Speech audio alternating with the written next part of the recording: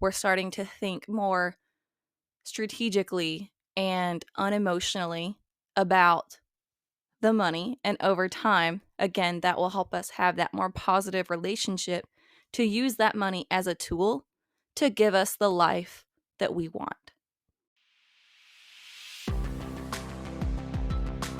Hi there, friend, and welcome to the Design Your Happiness podcast, where we work to live, not live to work, and the financial gains and well-earned free time of the lives and careers or business we've designed have taken the place of those late work nights, stressful, all too short weekends, and feelings of just getting by. I'm Rebecca Hayes, a corporate girl who recently decided to branch into entrepreneurship because what I really enjoy is helping others define their own path. And for me, that comes at the intersection of the life you want, the career or business you enjoy, and the money to make it possible. And that's where Design Your Happiness comes in. So let's work together to reclaim your finances, reimagine your life and career or business, and redesign your happiness so you have the confidence, energy, and concrete strategies to build the life of your dreams. Are you in? Okay, so today we're going to be talking about money, specifically how to create a budget you'll stick with, even if you don't like budgeting or have never made one before. So, we're going to talk about why we need to keep track of our money, and then we'll get into my method for setting up a budget that's simple, easy, and a great start to enhancing your relationship with money. So, let's go ahead and get into it. I want to start today's episode off by saying money is a tool, and if we don't know how to use it properly, then we're going to continue to misuse it, and we're going to miss out on opportunities because of that. And unfortunately, that means that we would also continue to have a negative experience and outlook towards money, and specifically our money. Now, I realize not everyone has the greatest relationship with money. And if that's you, that's okay. We're going to talk today about money in a more scientific way. So, if you don't feel scientifically inclined, or if you're not a quote unquote scientific person, we're going to make you one today. Because when it comes to your money, one of the biggest issues we tend to have with our relationship with money is that we are too emotional when it comes to talking about and managing our finances. And for many of us, that comes from a lack of knowledge. The fact that a lot of us were not taught the basics of handling money or how to responsibly save and spend. And that's not your fault. I mean, even our public education system doesn't necessarily talk to us a lot about how to manage our finances and how to think about money. And that's okay. If you don't have a lot of knowledge about money, or if you don't even like talking about it, stick around. We're going to have some things that we're going to talk about today that I think would really benefit you. The most important thing when it comes to budgeting is that you actually do it. That you start to build that habit of taking a look every month at what you are making, spending, and saving. And there are a lot of different ways that you can do this. You can create a budget that has more or less steps, but if you are a complete beginner, or if you've tried before and given up, then I want you to start on the simple side. And that's what we are getting into today. And before I get too far into this episode, I do just want to say that I have created a super simple budget tracker that you can grab for free. and I'm including the link below just to help you get started so you have no excuse and no reason to start creating and doing your budget. All right. So before we get into how to create our budget, I'm not going to tell you that you have to intricately track every expense every day, all month long. In my opinion, that's a huge misconception about budgeting and its purpose and what it does for you. It's just not my style to do that line by line tracking and constantly staying on top of it every day, all month long, which may be an interesting statement coming from a former accountant, but I find that intricately tracking your every move and every expense throughout the month and then using that to limit yourself or saying, "Oh, well, you've hit your budget cap for that area, so, you can't spend anymore. You can't eat out anymore," or whatever it is until the next month is effectively depriving yourself. And it doesn't help build that positive relationship with money. It doesn't help you in the long run to accurately manage your money. And so if you do have, an out of control spending, then it may be worth taking a bit of a closer look throughout the month until you start to develop some strong money habits.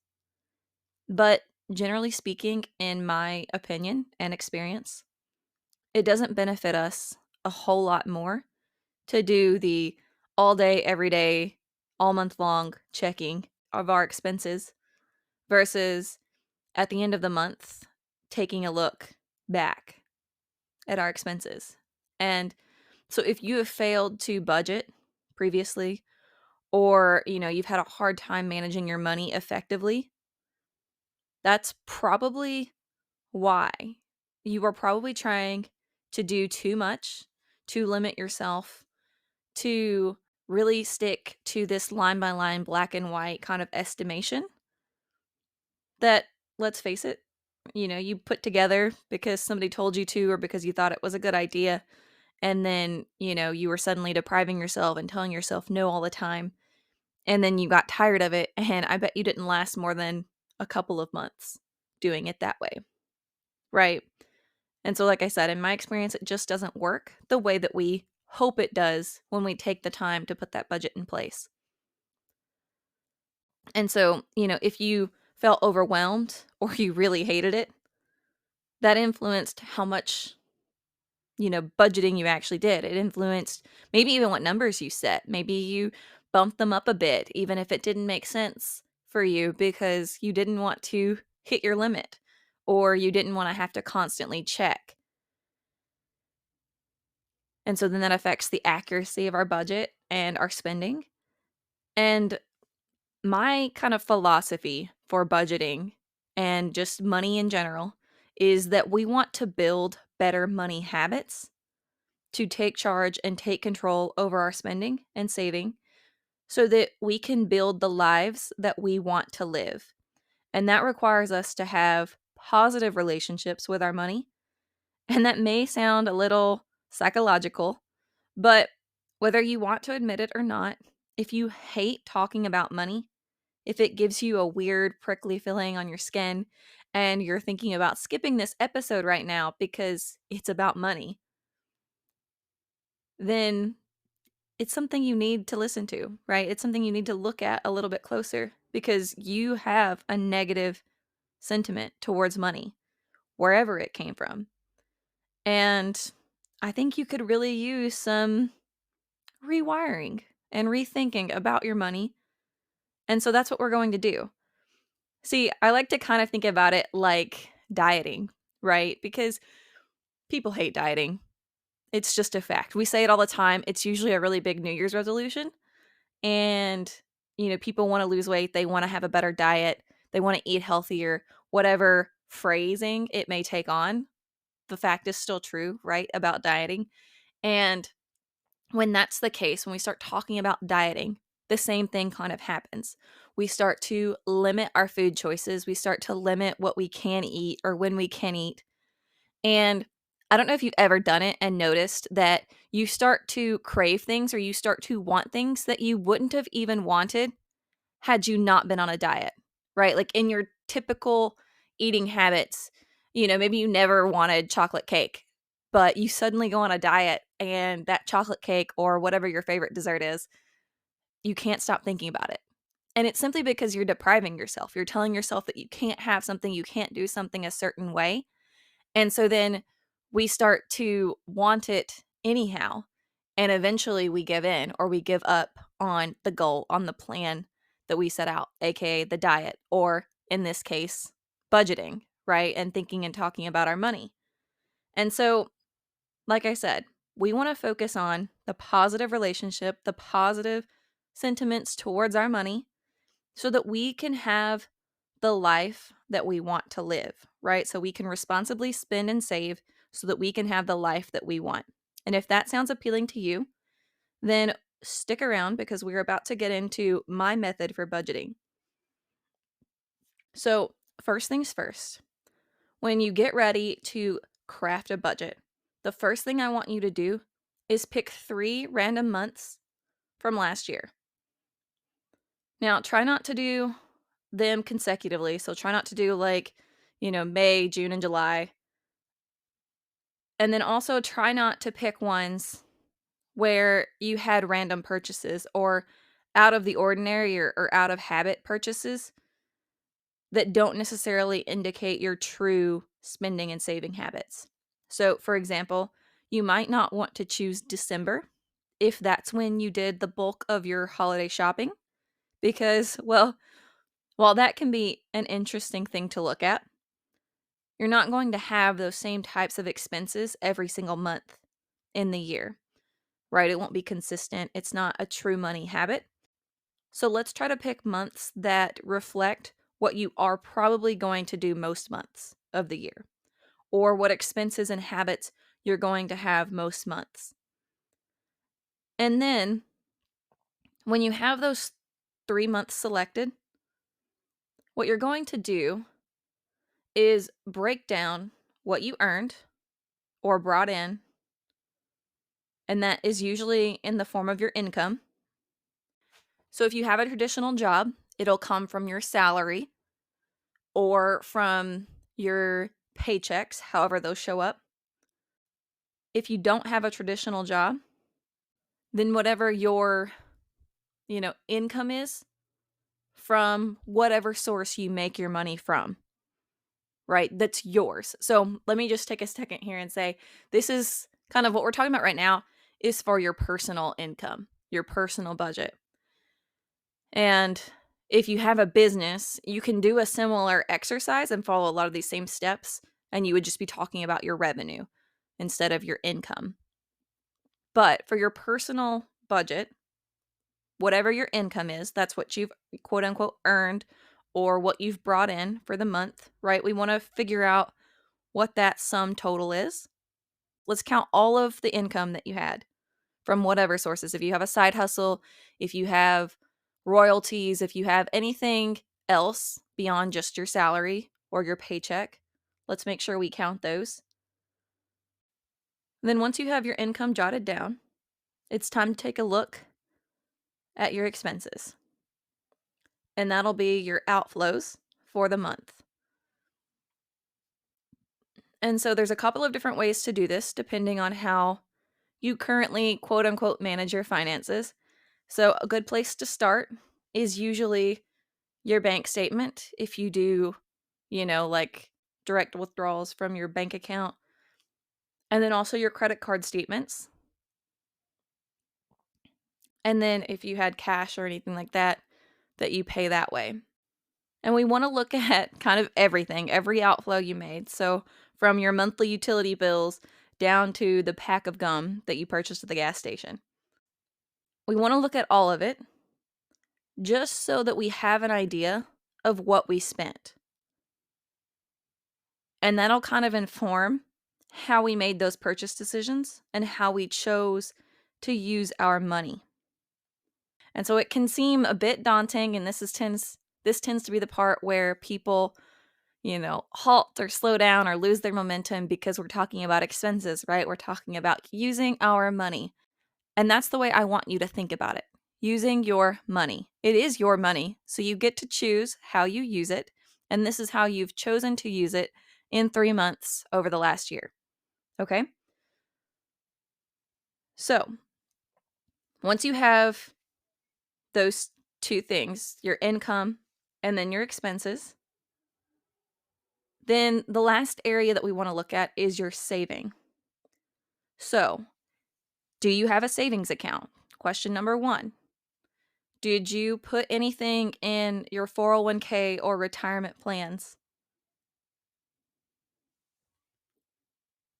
And this may have come out of your paycheck before you receive the paycheck. So, if that's the way that you have it set up and you do contribute directly to a retirement plan, then you may have to go back and look at your paycheck stub to figure out how much you contributed. And one other thing while we're talking about looking at our pay stubs, if you have insurance or a HSA, health savings account, or anything else like that that may come directly out of your pay stub, make sure that you take a look and factor that in as well.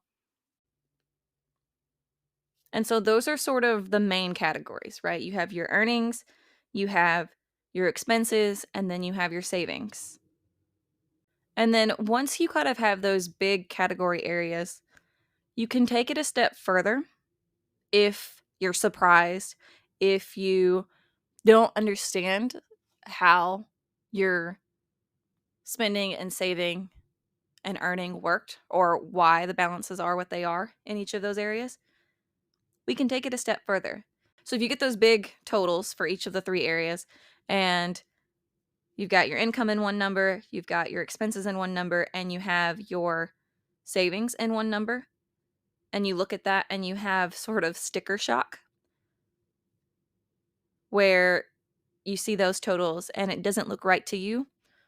Either you're spending way more than you wanted, or maybe you saved more than you thought you did. And that can be a good surprise. But whatever it is, a lot of times it comes down to the expenses. It looks different than we think it did or think it would. And so we can take it a step further, as I said, and we can categorize our expenses into buckets. So let's take a look at all of those expenses that you've just gone through, and you can look at the individual items you've tracked, but you can also group them into categories to make it a bit easier to understand how that money was used, right? So let's say one category, your utilities, because you might be able to save some here or there on your utilities, maybe change some habits, but like generally speaking, your utilities are going to be what your utilities are. So there's not a lot of wiggle room there. However, another category you might have could be entertainment or eating out or your subscriptions. Sometimes we forget to look at those, or we have subscriptions that we forget we even have. And so taking these different categories that describe kind of the individual expense items in your list, you can start to get a sense of where your money is going. And then we'll have this clear picture of how we are actually spending versus what we thought we were spending or what we thought it was going to be when we started this exercise, because that confirmation bias can be really strong. And then when we see it in black and white, we have to figure out how to understand what actually happened.